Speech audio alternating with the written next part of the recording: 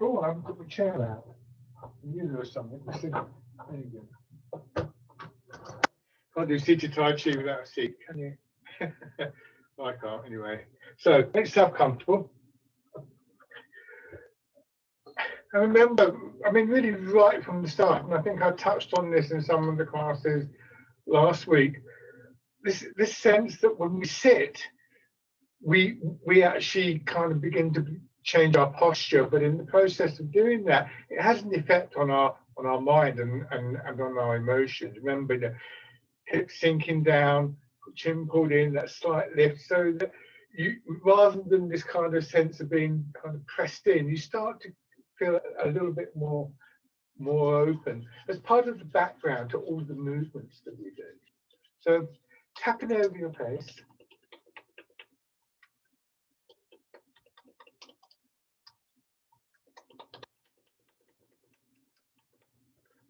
And then over your head and your neck.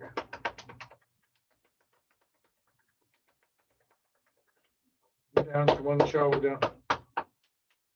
Your arm. The other side.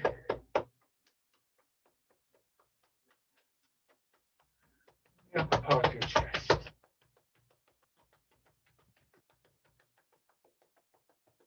Your belly. And the legs.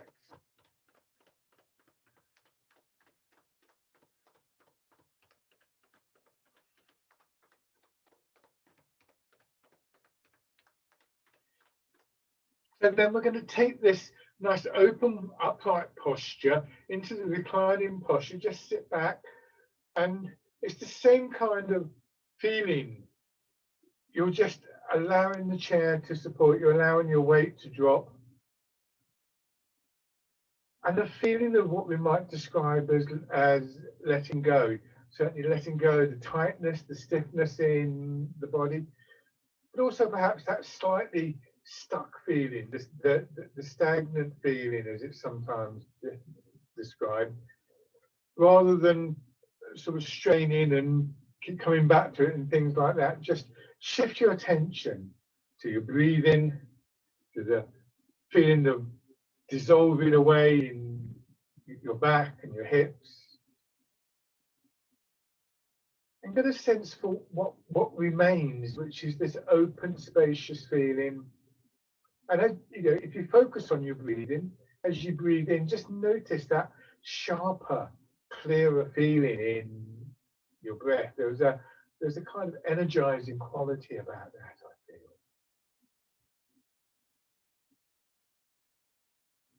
So sitting back actually helps with this rooting down, which is such a key element, both physically and, if you like, energetically, in releasing this stagnant feeling. So now we come back up to the upright stance. Perhaps a better sense of how that can feel. And that memory of that feeds into what we would think about as our intent. This is what we're wanting to build up in Tai Chi. So give yourself a few moments just to rest in this position. And with some of your weight in your feet and this stronger, denser quality in your feet and up through the middle of your body, really contributing to your ability to release some of that stiff, tight, stagnant feeling elsewhere in your body, because it supports you. And if we imagine that dense feeling as being like a column, where we have this sense that we're being held up from within. So again, a nice open quality.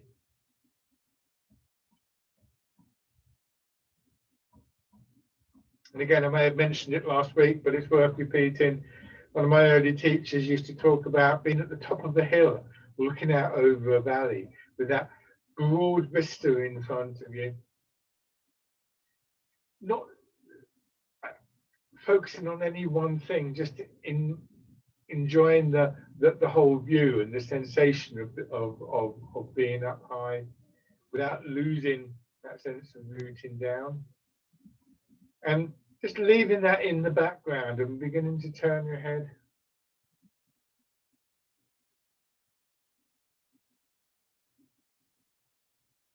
So we focus both on the kind of broader quality, what I describe as the background quality, and also try and focus on certain specifics, and they're largely defined by the movements. So obviously with this movement, part of the body that we're primarily concerned with is the neck and shoulders. But we don't want that to be an exclusive awareness, because that we also want to recognize that even when we turn our head like this, there's that connection to the whole body. And we remain open to that possibility.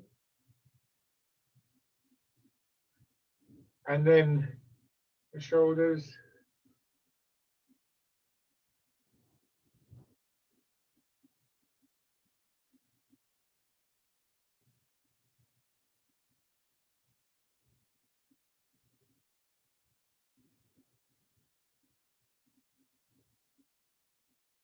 And going forwards. Don't force yourself into the upright position. It's something that we gradually develop, and obviously there's a physical element to it in terms of the body being conditioned, but also just reminding yourself of that quality of openness can help to restore it. Hands out to your sides. Just following the curve around.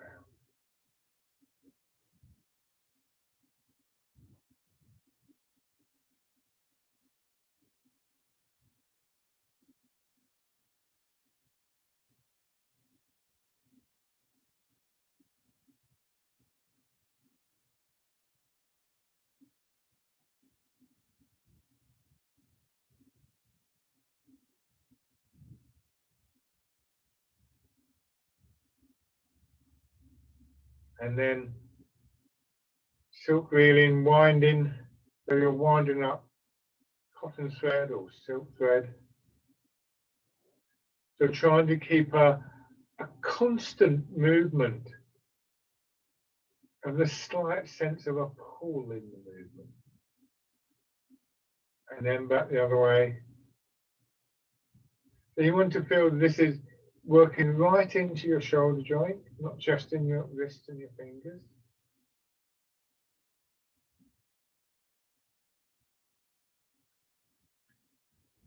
Now, hands rest, tilting forward. So this should bring our attention very much to the center part of the body. But we realize that when we do that, it's like a position, it's like being on the top of the hill, because if our attention is resting in the center like this, we're sort of equidistant, if you like, from all other parts of the body. Our feet are accessible, the crown of our head are accessible, our fingers are accessible, if you like to think of it in that way. So this is, if you like, where the idea of being on top of the hill looking out over the valley, and the very specific attention that we bring to individual exercises meet.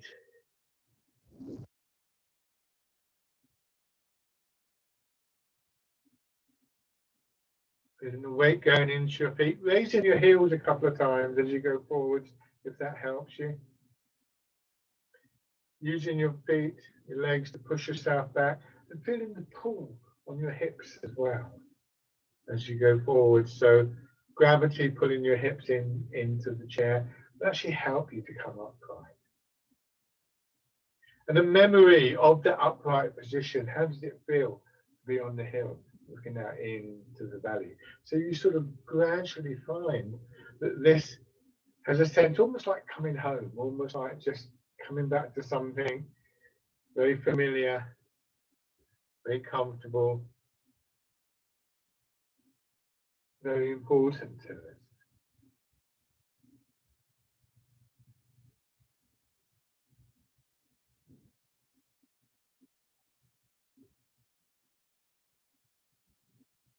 And then turning just a little.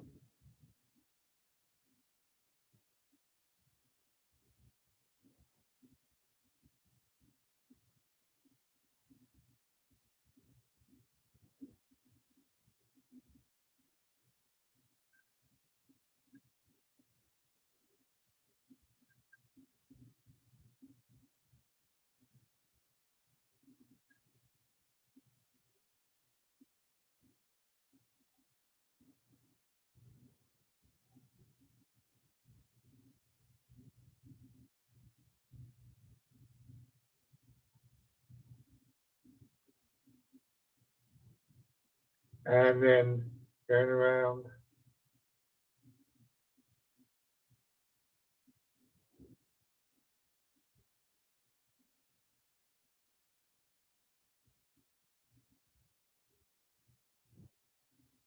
Just bringing your attention back if it's drifted away, which is quite possible.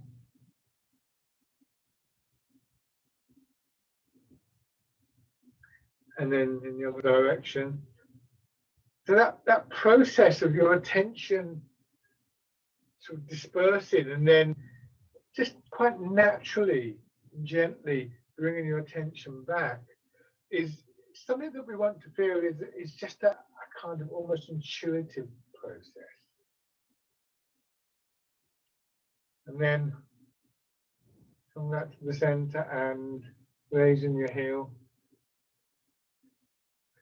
So our thoughts will quite naturally, and in many ways quite rightly, move out. Our attention will move out. We live in a broader environment. Just as we breathe out, we need to breathe out to allow the in-breath. So the gathering in becomes a natural response to the movement outwards, just as the in-breath is a natural response to the out-breath. And then on the other side, we have to train that in ourselves. We have to train ourselves to instinctively, subconsciously recognize the signs that we're losing the focus of our attention. What changes?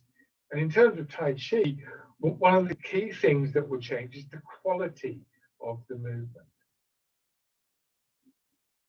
So what we want to do is when any of these factors start to slip, which they will do when we lose our attention, the posture, the rooting down, and so on and so forth, we want to just, as I say, subconsciously recognize that. Where I often describe it is that it's actually like your shoes. We don't walk along the road thinking, yeah, my shoes on, still on, walking on. But if you walk along the road, you might be walking along with somebody, chatting to them, and then you just become aware that your shoelaces have come undone. And you may not even stop talking. Oh, hold on, just doing my shoelaces up. Yeah. You don't have to think about it. It's just natural to, because you've worn shoes so much. So it's in the practice that these qualities go into what I think of as a subconscious realm. I find myself just naturally coming to the upright position, allowing myself to soften and so on and so forth, without having to, oh, hold on, my shoulder's tight, now I need to do this, now I need to do this. So coming into the main body of exercises, some of these are quite complex, and that's quite useful. So the exercises become a sort of classroom where we can try and maintain and practice this subconscious, this intuitive awareness and our response to it in circumstances that can be quite demanding. As in, oh, what's he doing with his hands now, sort of thing. So we start off with relatively simple exercises because, again, what I'm talking about is quite a big ask on your part, to actually train your attention to be aware of the background, to be aware of the specific details, to be aware of changes and how you might negotiate and work with those changes.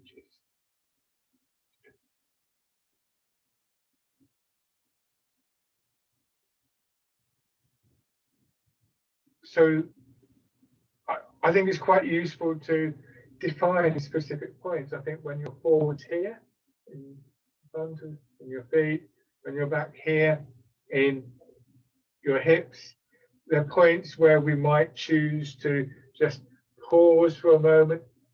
Am I really feeling my feet sink into the ground? Can I feel the support from my feet, from my shoulders, or am I straining in my back? When I come back to here, have I come back to that upright position? Can I get the sense of being on the hill and then coming forwards again, and so on and so forth?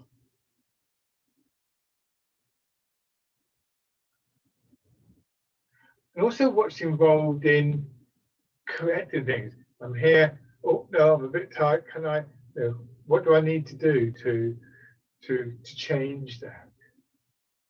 So the recognition and the process of changing and correcting are connected in that way.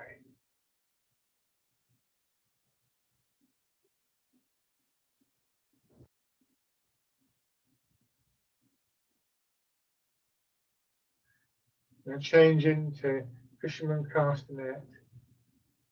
Remember, the basic quality of the movement doesn't change.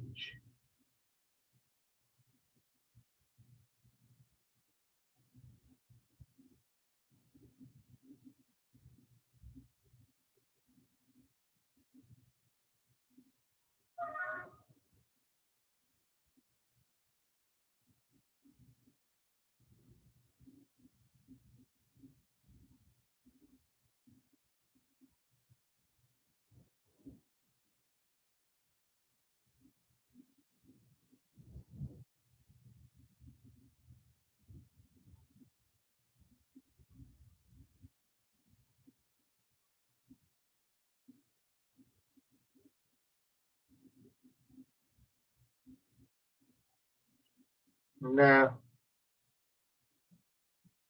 changing to rolling the ball into your chest.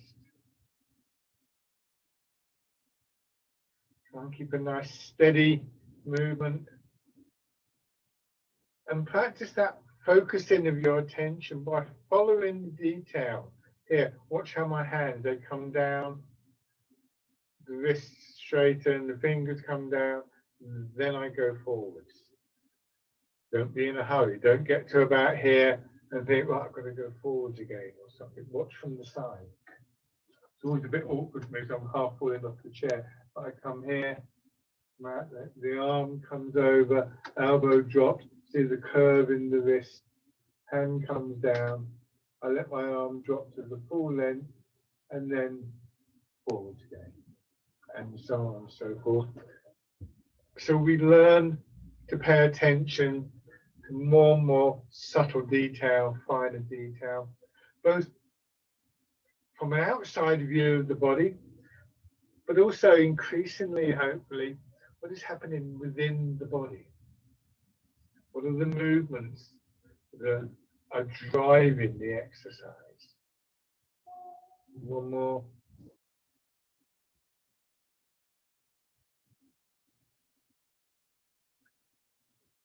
And this time we're going to change to pigeon spreads its wings. That internalized awareness, that awareness of what's happening within the body, will gradually become more and more dominant.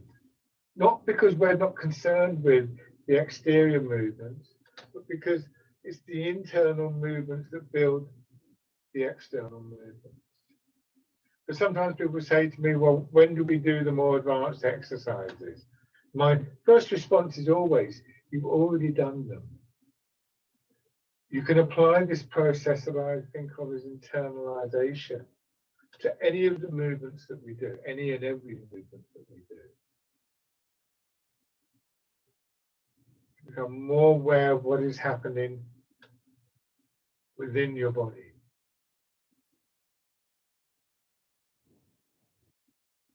So that's view of the body becomes more and more detailed without losing the overview of being up on the hill.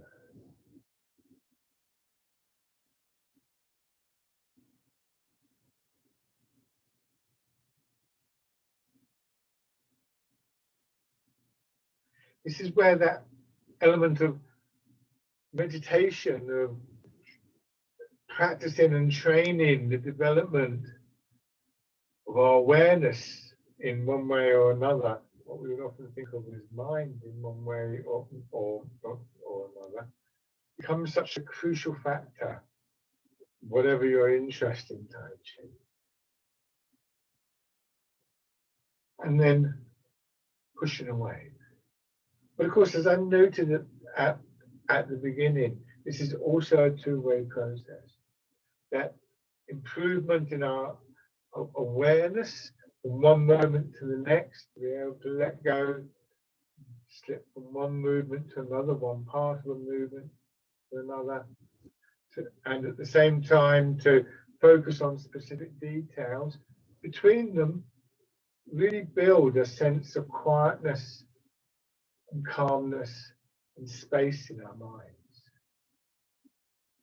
And all of this, physical, mental, emotional, is all part of this development of the sort of building of the spirit, the release of that stagnation.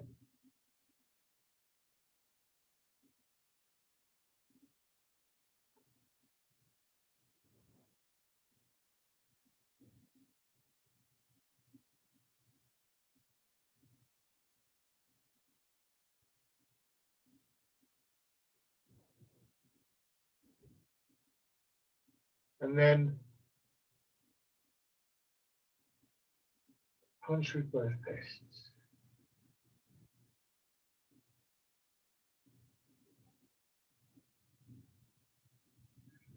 So obviously a lot of our attention on what's happening in arms and hands, but still aware of that slight lift, a sense of energy up the back that comes from that. That is such a vital part of the movement.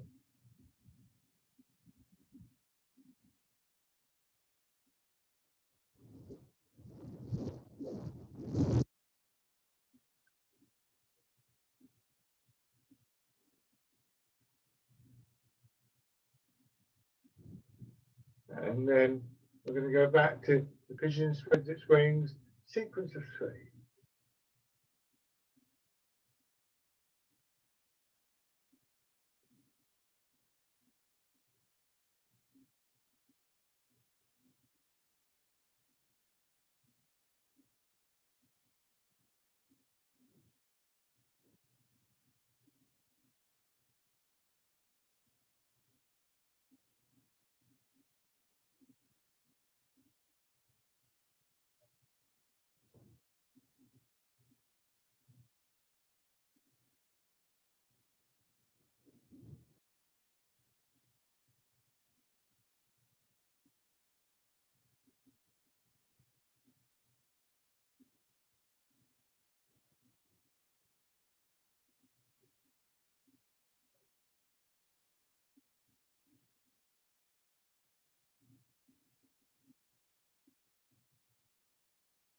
And then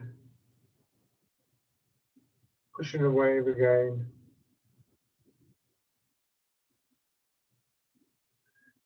So repeating the movements, coming back to the movements, can change our perspective on the movement. And we find this a lot in Tai Chi forms. You do a movement, you do a few more movements, and suddenly you're back to a movement you did a couple of minutes ago.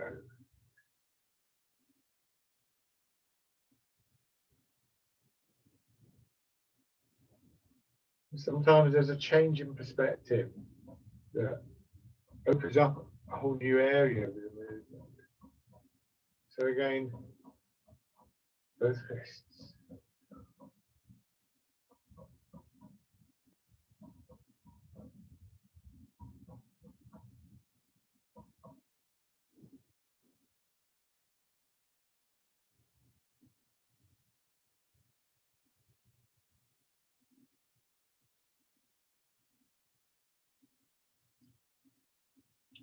Now let's do them as 3 in a row, shall we? So pigeon spreads its wings, pushing away, punch with both fists. Feeling the change, however we experience that.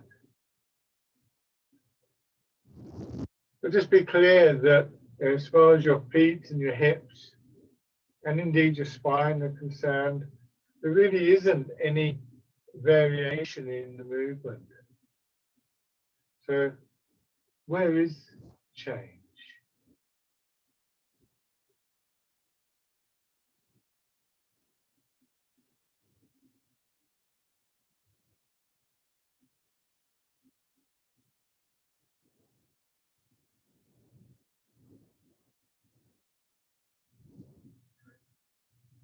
So one of the things that we look to train in Tai Chi and Qigong is what we call our intent. We intend the movement. Movements are deliberate and conscious.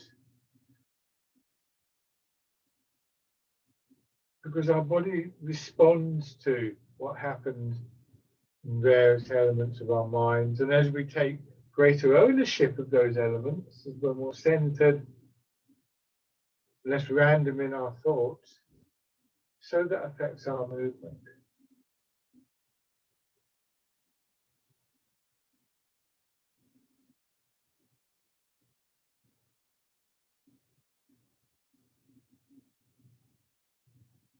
One more round of this.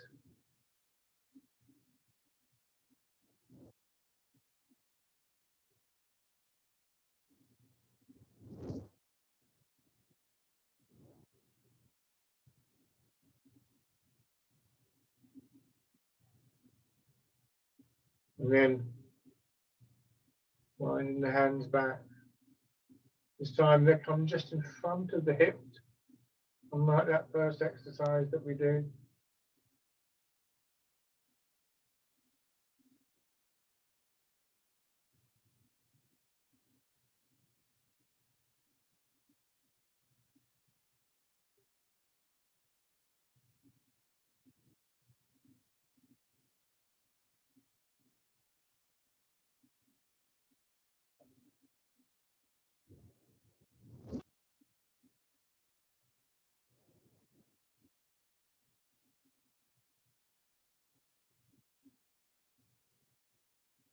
Once again, just check that your thoughts can come back to the movement that you're doing.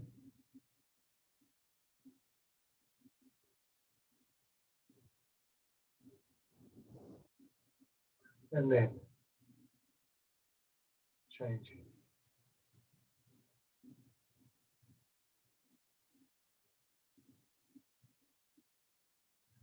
Tai Chi is never about one thing.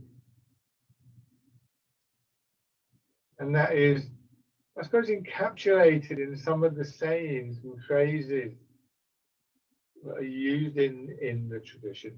I love the one that we should be still as a mountain and move like a great river. This idea that two qualities, stillness and movement, that we may think of as being very different to each other, actually work together.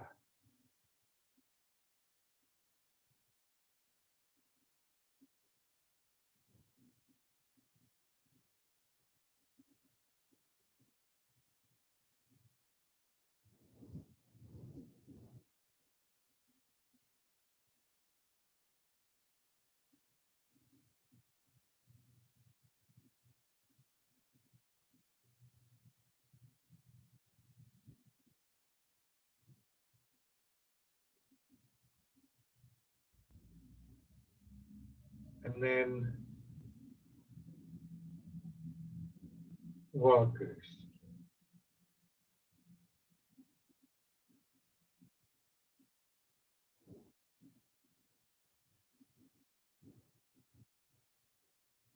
Remember, hips sinking back, gravity, bringing your weight down, constantly aware in the back of your mind, feeling in the hips, buttocks, the feet.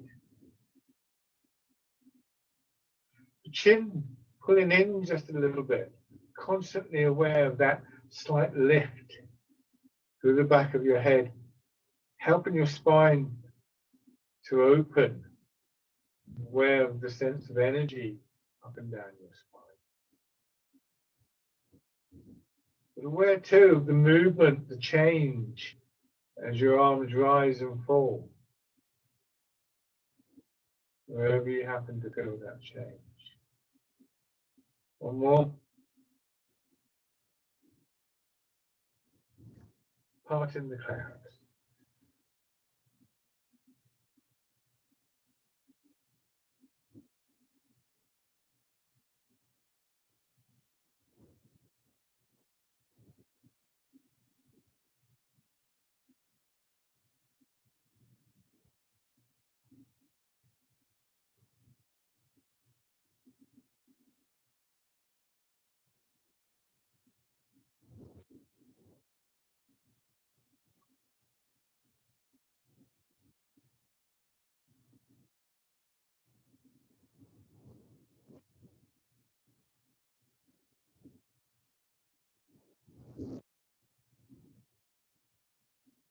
And again, come back to the first of these and 3 in a row.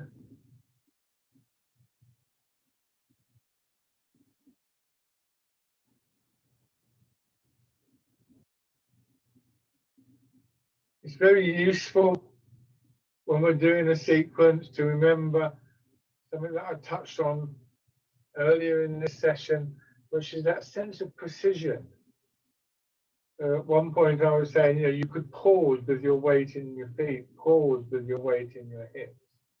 But here, we want to be aware of those stages, those points of change, but we don't want to pause, so that focusing, that concentration of your attention is only for a very almost unmeasurable moment.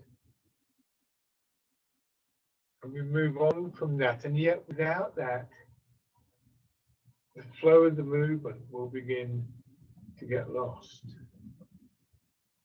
One more round.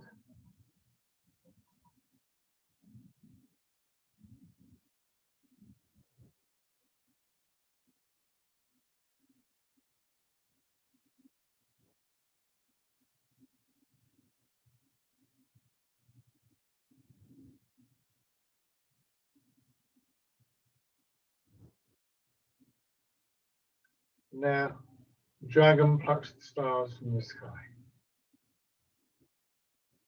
So again, with this one, on the descending movement, we simply wait until our arms and our fingers are at full length and we're aware of the weight of the arm.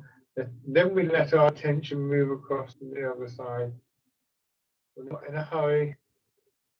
We want to feel that each stage of each movement is completed.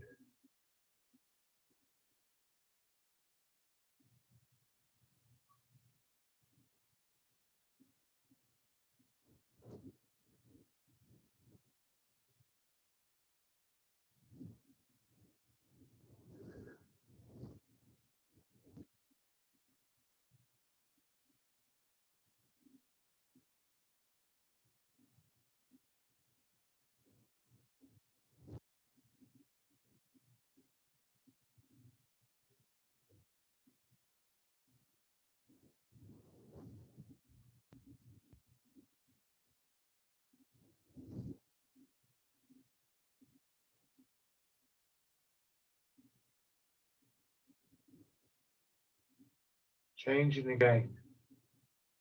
You may notice that you have a tendency to shortcut certain movements. In my experience, a lot of people shortcut the returning movement.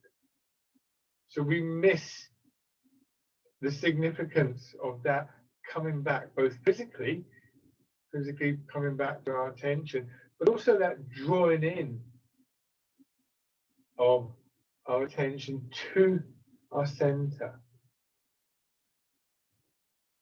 to that sense of quietness, stillness, spaciousness.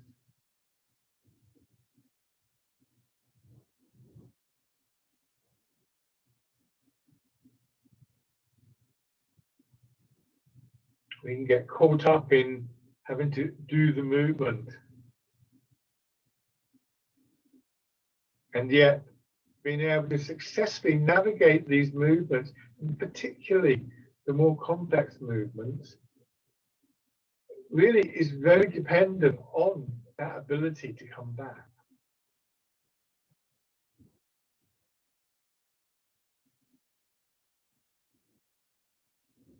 This time, add in the turn.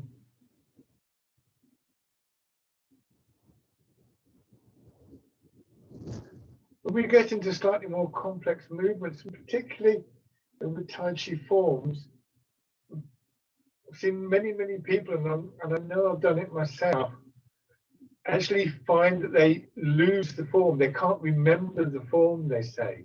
And when I watch what they're doing, and when I watch what I'm doing, I realize that what they're actually doing is hurrying. It's not so much that they're forgetting movements as it is they're trying to jump quickly from one movement to another. Whereas in fact, quite often, if they did nothing at certain points, they would be much closer to what they're trying to achieve.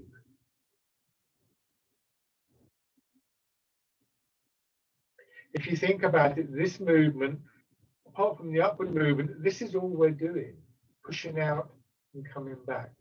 So we push up here, but the next three movements, the arms in relation to the shoulders and chest and upper back are exactly the same. Everything else happens in hips and waist.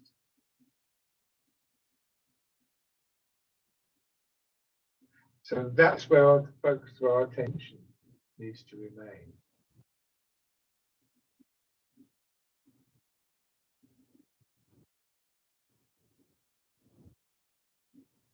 One more round.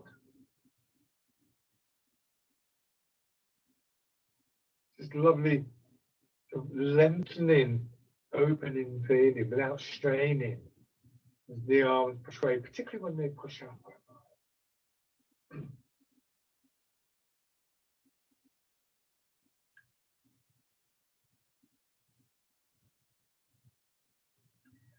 So what we want to try and do is through that same opening in scooping the sea and looking at the sky. Imagine the blue sky above you. And so we need to find a way to come back without stiffening, but with a sense of opening, like a flower opening to the sun.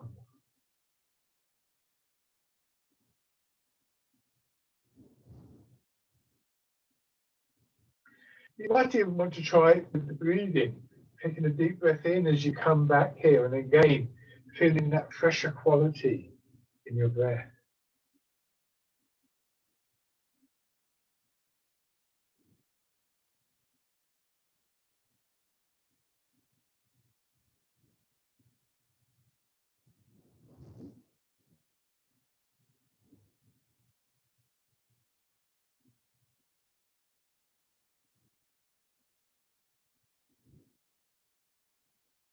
And change to grasping the tiger's ears.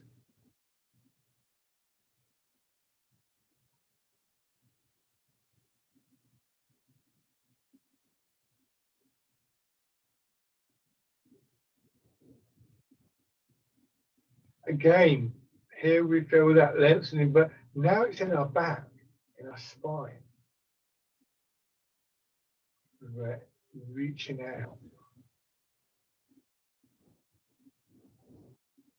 Now change sides, but the other leg, I keep going. I'm going to turn to the side again so that you can see, hopefully, some of those qualities. I might pull off the chair, of course, but this is how from the side you can see here, this kind of uplifting feeling in the front of the body, scooping the sea and looking at the sky. I'm probably not doing the exercise terribly well because I'm half on, half off my chair. I should have turned the chair around. But this gives you an idea here.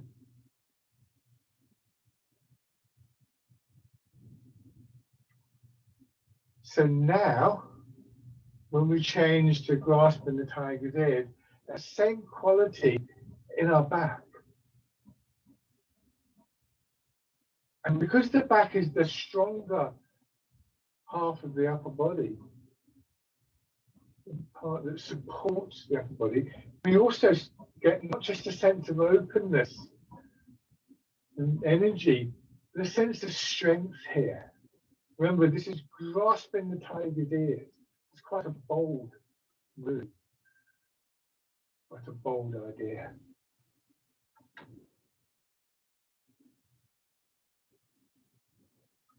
And then I really like grasping the tiger's ears for that bold quality. And so this openness that I was talking about, and everything that's involved in building that, being able to be on the hill and taking the vista, but also to focus on specific things. When we get a movement like grasping the tiger's ears, one of the things that it shows us, and this is common for all the movements really, but the very name of the movement, the image of the movement, has this real strength in it, and a sense of, this isn't just a case of feeling nice, but actually when we can generate this feeling, it can actually be something that helps us to navigate those difficult times, when you have to stare the tiger in the eyes. I'm not suggesting that we should always do that, but it has this sense of, it's not just energizing, it doesn't just feel nice, it's not a fragile feeling that we're building in Tai Chi. We don't have to be precious about it when it's there, because there is strength within it as well, and we can feel that quality very much in our body. So as you sit, see if you can just get this sense of stillness and movement. You're sitting still, but still movement in your body, of a lovely, smooth, gentle openness, but also a real strength that helps to sustain that openness.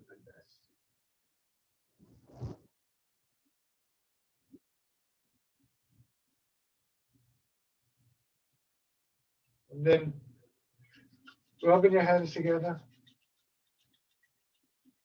and tapping over your face.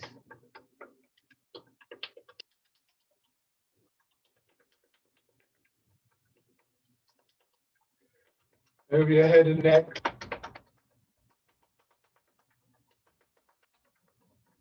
And then down to one shoulder.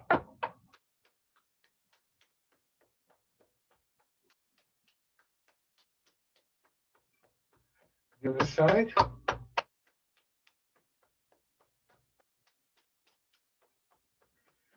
Again, your chest.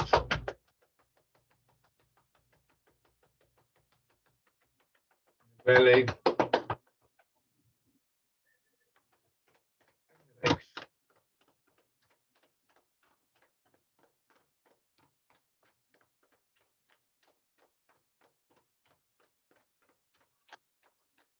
Good. Now stand. And when you stand, just watch for a moment. Actually, just you may need to adapt this, but again, I'm going to turn the chair around. You may want to put one foot forward or something like that. But to think about the dynamics of standing. You roll forward slightly, we push a little bit, and we come upright, and then the head comes up. And so, we want to find a way to reproduce some of these qualities in that very basic action, going from seated to standing. So, just standing on the hill, looking out over the valley, and yet at the same time quite still. So stillness and movement, and sinking down and pushing up, expanding and contracting.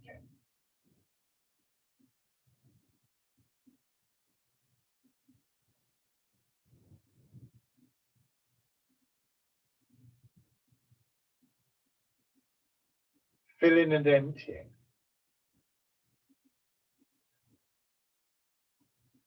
So again, just like when we're sitting back in the chair, there's a sense of releasing or allowing the stagnant energy to drain away.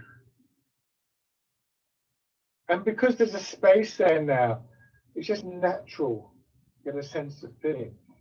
Again, you know, after the in-breath, after the out-breath, I get it right, it's natural to take an in-breath. After the in-breath, quite natural to take an out-breath.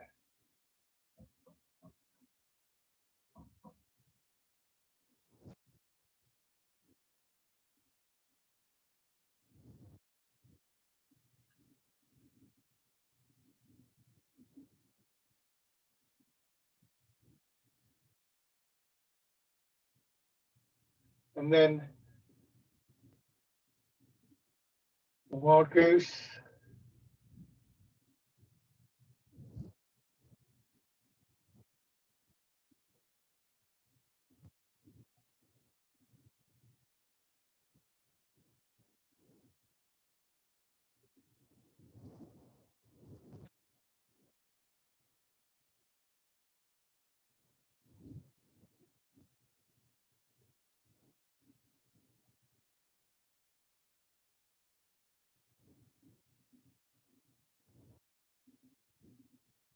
And then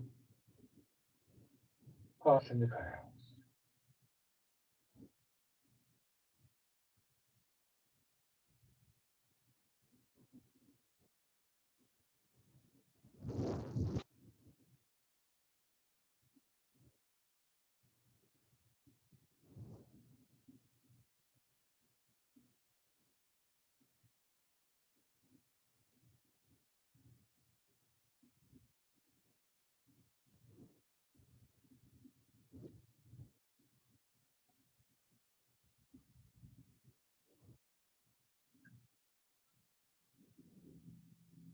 Good. Now, put the foot forwards. Transferring your weight and pausing. Transferring your weight and pausing. And in that moment of pausing is when we reassert this quality of stillness and openness. And all that is implied in that, including, of course, and not least, is that physical root. So it's in that moment of standing on the hill and being aware of detail that we actually find physical stability that is so much a characteristic of Tai Chi. This has nothing to do with whether you can stand on one leg.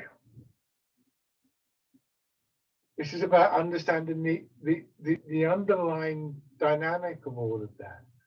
Because you might find, you go, well, hold on, it's not working.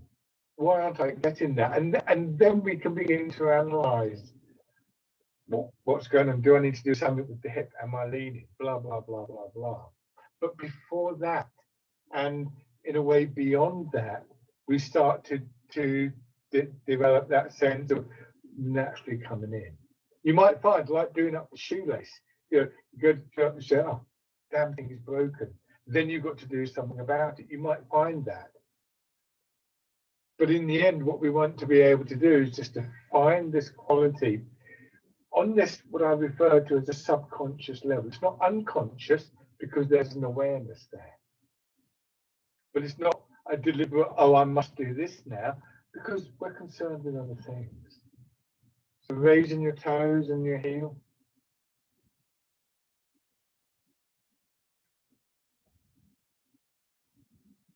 All of these things are interdependent. The openness, the strength, the root, the focusing of our attention.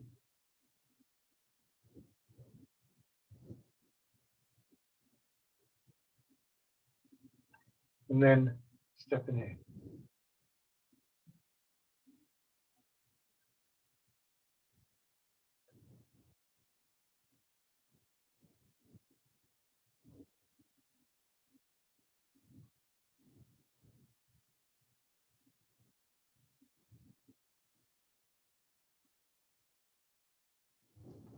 And shake out. There's an exercise that I do in my own practice. It takes a little bit of room, but I'll show you. It does this there. I'll probably wobble around because I'm trying to talk about it. This foot comes up. Oops, I told you I'd wobble around. This foot comes up, and then it comes in and up, and then I kick, and then I step, and then I do it on the other side. I get this. I can't do it because I'm talking about it. I'm not focused. I was doing it this morning. Did it yesterday, and it felt great. I was like, oh yeah, I'm really good at this. Did it this morning. It felt terrible. I'm like, oh god, yesterday it felt great. And actually, I changed the way that I thought about it. Rather than thinking, right, I've got to do this. It's like now I'm extending out from my center. My attention is in the center of my body and my foot. Now I'm drawing into that. And suddenly, oh, if I change the way I think about it, I've still got, I can see the whole picture, but I can also begin to focus inwards. So these ideas are very important to us on a very practical level. So again, transferring your weight, giving yourself that time to, as much as anything else, refocus your attention. I'm not saying there isn't a physical element to this, of course there is. But I want you to realize that it's not just about, can I make this muscle stronger? Can I do this technique or this technique?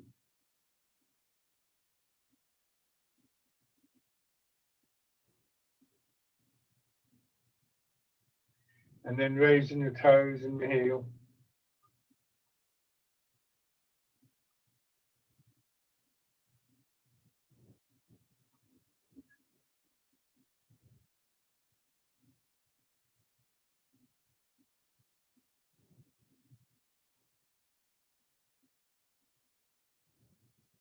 And stepping in.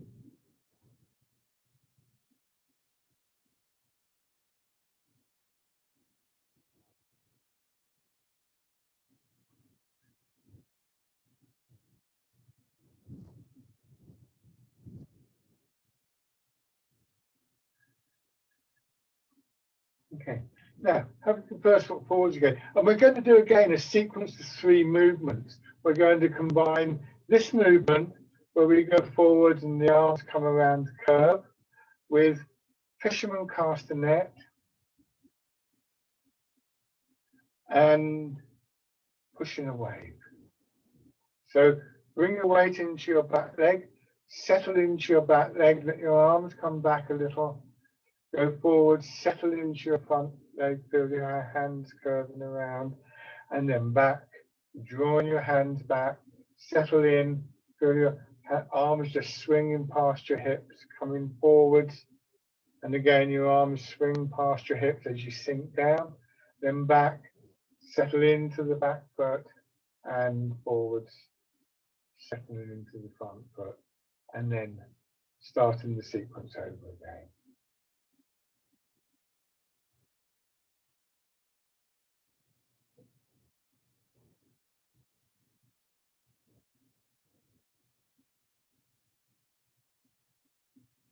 Don't let your arms go too far forwards. Should always feel that if not a straight line, there is always a connection between your feet and your hands. So you don't want your hands to overextend too far beyond your feet. Between your elbows and your knees. Between your shoulders and your hips.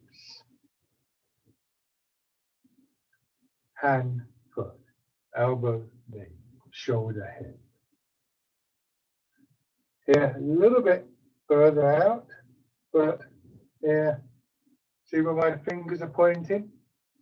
Down towards my toes. My hands go back a little bit, and here, it's more like my wrist is above my toes.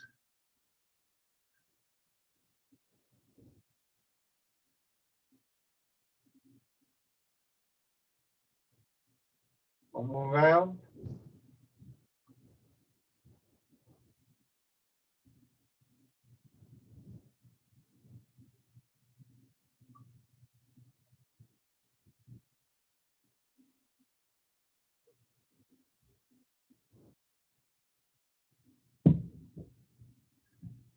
And then on the other side,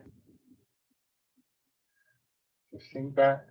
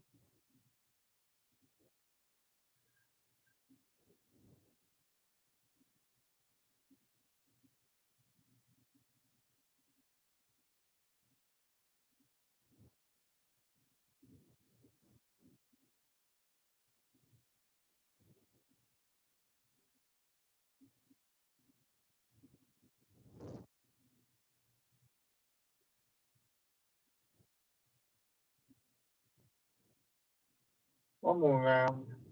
Don't rush.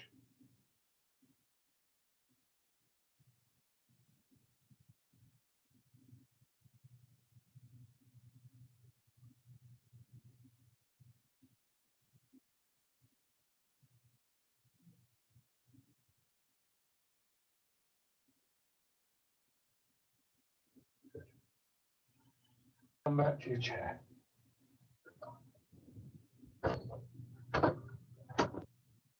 I talked about tying shoelaces, but there's many examples of the way that we build up a memory of actions and movements that we can then just reproduce almost without thinking about it. And another example that I always find very interesting is using a key to open a door.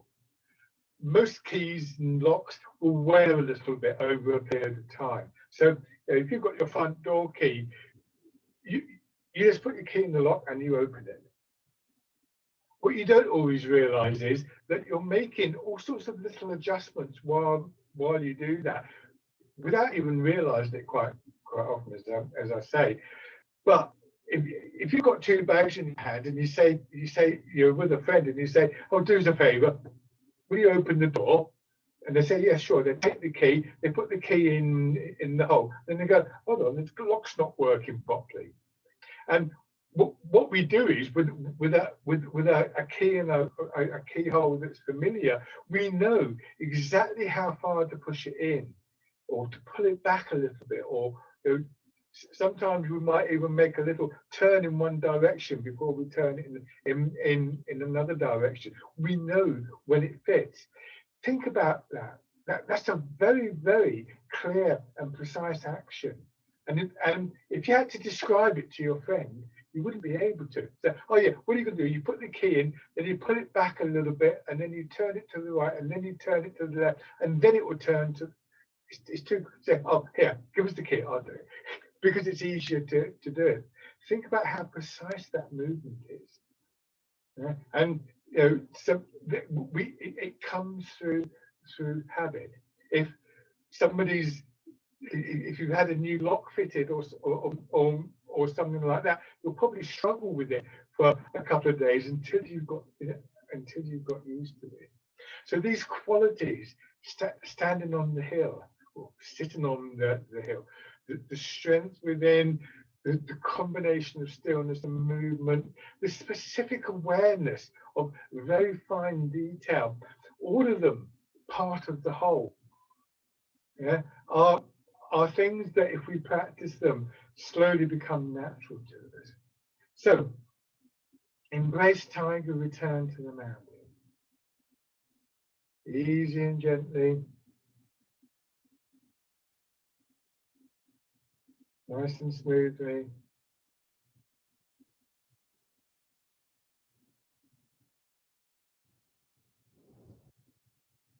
And significantly, just keeping that awareness of both the broad vista and the detail, so that those little changes in your body that draw you back to the mountain, to that point of stillness and calmness, become like the little movements you make the key to open your door.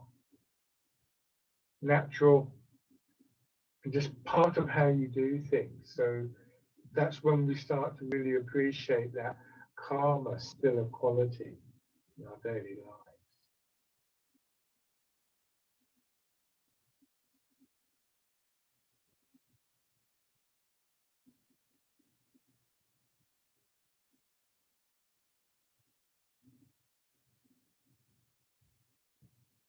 One more round.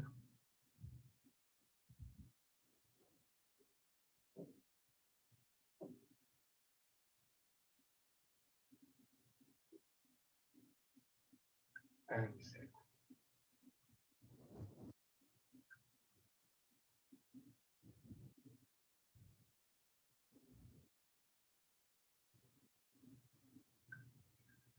Lovely. Thank you very much, everybody. So we'll be back here on Thursday and Tuesday next week. Then there'll be a little break and then we'll pick things up in the new year. So hopefully you can make some of those classes. But keep well, keep safe.